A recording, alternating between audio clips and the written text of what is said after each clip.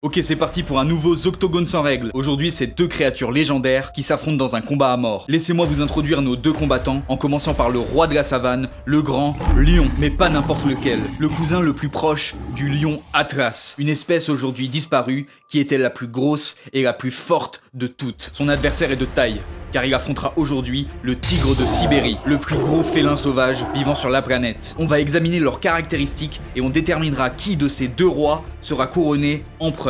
Ready? Go!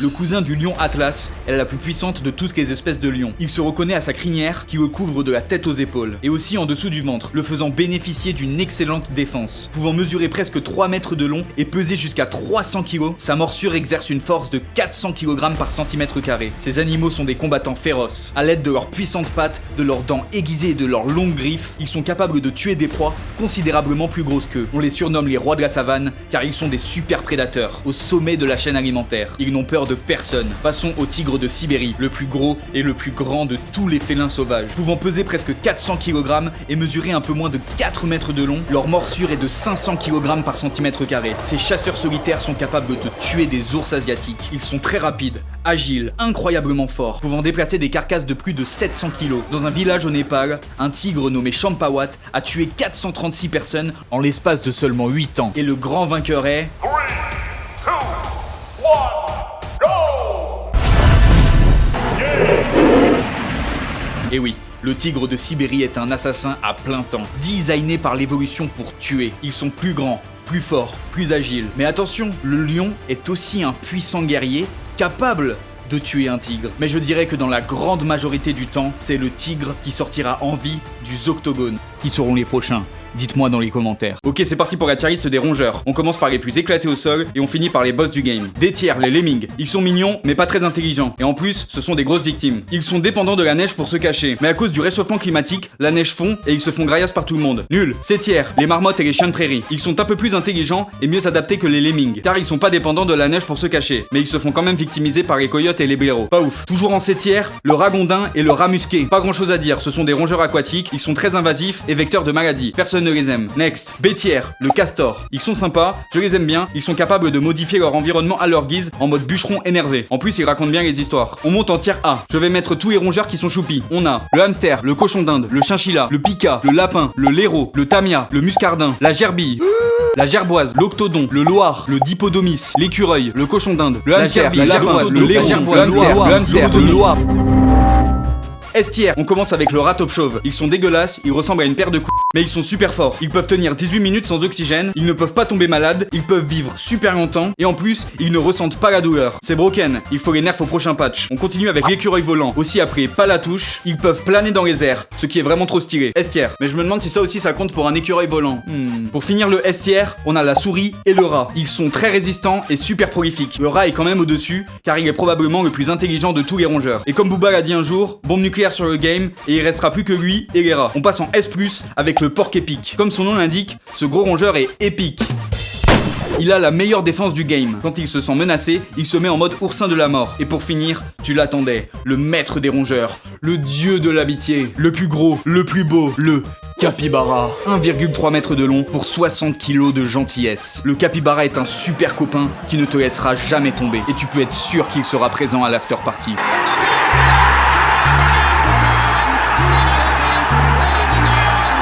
Fin de la liste. Si cette vidéo fait pas 1 million de vues, je mange mon hamster et tous ses enfants. Et si je vous disais que le plus gros animal de toute l'histoire de la Terre est encore en vie aujourd'hui? Difficile à croire? Beaucoup de personnes pensent que le plus gros animal n'ayant jamais vécu sur Terre devait sûrement être un dinosaure ou un genre de créature préhistorique, comme l'Argentinosaurus, pouvant mesurer 35 mètres de long et peser 70 tonnes, soit 12 éléphants d'Afrique. Ou encore le Patagotitan, pouvant mesurer 36 mètres de long et peser aussi presque 70 tonnes. Et même le mégalodon, pouvant mesurer plus de 20 mètres selon certains scientifiques. Mais si je te disais que la plus grosse et la plus massive de toutes les créatures de l'histoire de la Terre est encore en vie aujourd'hui. Et tu pourrais même la croiser un jour. Tu me crois pas? Ok, bah laisse-moi te présenter la baleine bleue. Elle peut mesurer 31 mètres de long et peser jusqu'à 180 tonnes. Ça fait 36 éléphants d'Afrique. Ok, le Patagotitan est le plus long de tous les animaux n'ayant jamais vécu sur Terre. Mais si tu additionnes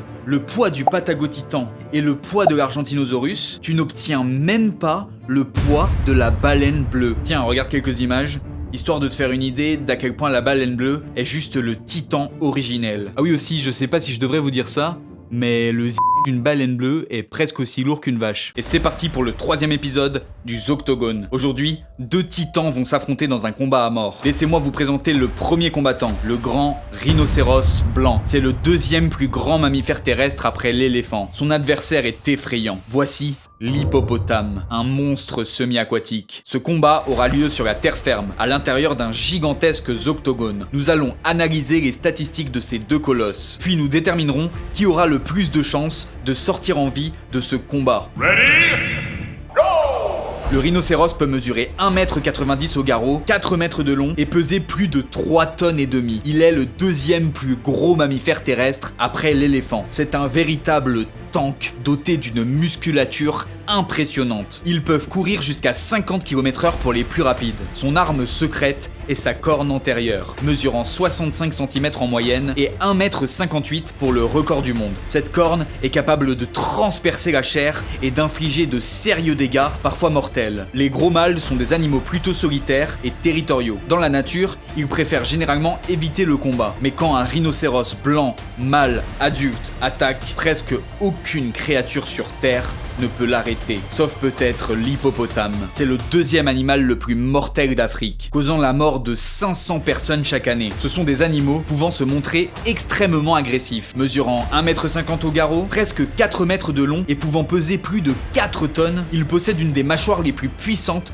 de tout le règne animal, pouvant exercer une pression de 950 kg par centimètre carré. Il se sert de sa mâchoire pour se défendre, mais surtout pour attaquer. Il est capable de briser des os sans difficulté. Mais est-ce que ce monstre est capable d'en venir à bout d'un rhinocéros blanc? Voyons tout de suite qui sera le vainqueur. 3, 2, 1, go! Ce combat fut très serré, mais le rhinocéros l'emporte. Sur la terre ferme, il est plus puissant, plus rapide et surtout mieux adapté pour un combat en 1 contre 1. Sa corne lui confère un avantage énorme. Il peut empaler son adversaire en une charge seulement. Dans la majorité des cas, le rhino gagne le combat. Mais l'hippopotame est capable de lui infliger de sérieux dégâts, voire même de tuer le rhinocéros s'il parvient à le prendre à revers. Ce combat peut donc avoir des issues différentes. Je dirais que le rhinocéros l'emporte environ 7 fois sur 10. Dites-moi dans les commentaires qui seront les prochains à s'affronter. Ok, le ratel est un psychopathe, il a besoin de voir un psy très rapidement. Je vais t'expliquer. Le ratel est l'animal le plus violent de la planète, envoyé par Satan lui-même pour rappeler aux mortels que c'est pas la taille qui compte. Bon déjà c'est quoi un ratel? Il fait partie de la famille des mustélidés. En gros c'est une fouine sous stéroïdes qui a des problèmes de gestion de la colère. Il vit essentiellement en Afrique. Il partage le même écosystème que les prédateurs les plus dangereux de la planète. Donc pour être compétitif et pas se faire bolos par tout le monde, l'évolution lui a donné la plus grosse paire de du game. Et aussi des griffes de 4 cm, un crâne indestructible, une force incroyable, une armure impénétrable et une immunité au venin. Sa vie est un 1v9 permanent. Des fois, ces fous furieux attaquent des lions sans raison, juste pour le fun. Leur stratégie consiste à mordre les roubignoles. Parce que s'en prendre à toi c'est pas suffisant, il faut aussi qu'ils s'en prennent à tes futurs enfants. Il est tellement cool que l'armée sud-africaine a nommé un de ses véhicules blindés le Ratel IFV. C'est quand on donne ton nom au véhicule blindé d'un des pays les plus violents de la planète que tu comprends que tu pèses dans le game. Même les bébés guépards ont une fourrure blanche sur le dos afin de se faire passer pour eux. Ça leur évite de se faire spawn kill. Donc si un jour tu te fais racketter par un Ratel, ne joue pas au héros, donne-lui ton slip et ton argent et dis-lui désolé monsieur. Fin de la vidéo. Ok, tier list des primates. Je me suis inspiré de Tierzo, mais aussi de mon opinion personnelle. Les critères sont l'intelligence, la force, le style et la capacité à s'organiser pour survivre.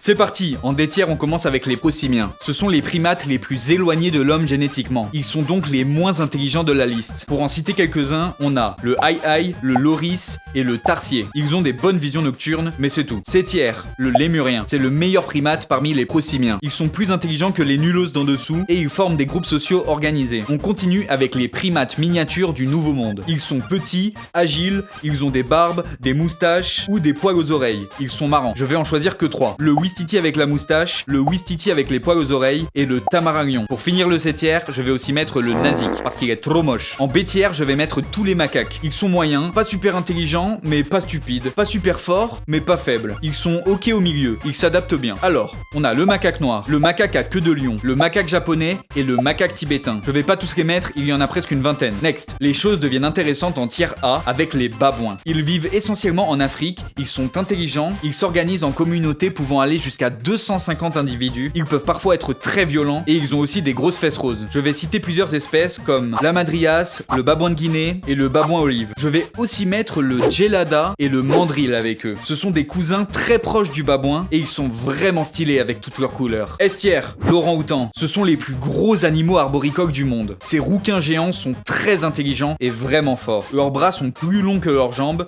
et leurs pieds sont comme des mains pour les aider à mieux grimper. Estière. Pour finir le estière, on a les bonobos et les chimpanzés. Ils sont presque pareils. Les bonobos sont plutôt tranquilles, ils aiment bien faire l'amour et pas la guerre. Les chimpanzés, quant à eux, c'est autre chose. Ils peuvent être sympas, mais peuvent être aussi très violents. C'est l'animal le plus proche de l'homme génétiquement. Et comme l'homme, ils sont extrêmement intelligents, mais se font parfois la guerre entre clans. Ils sont aussi cannibales. Les mâles sont connus pour manger des bébés chimpanzés occasionnellement. On passe en S+, avec le gorille. Ce sont les plus grands de tous les primates, les plus forts, et ils sont parmi les plus intelligents. Ils n'ont peur de personne. Ils dominent la jungle comme des rois. Mais il existe un primate au-dessus de tous, l'Homo sapiens, l'homme moderne. Pour résumer, tu mets un humain tout nu dans la nature, il est détière. Tu lui donnes un AK-47, il devient instantanément la créature la plus puissante du monde. La capacité qu'ont les humains à développer des outils, à avoir une culture et un langage avancé, les place au sommet de la chaîne alimentaire. On attend l'astéroïde pour le grand nerf.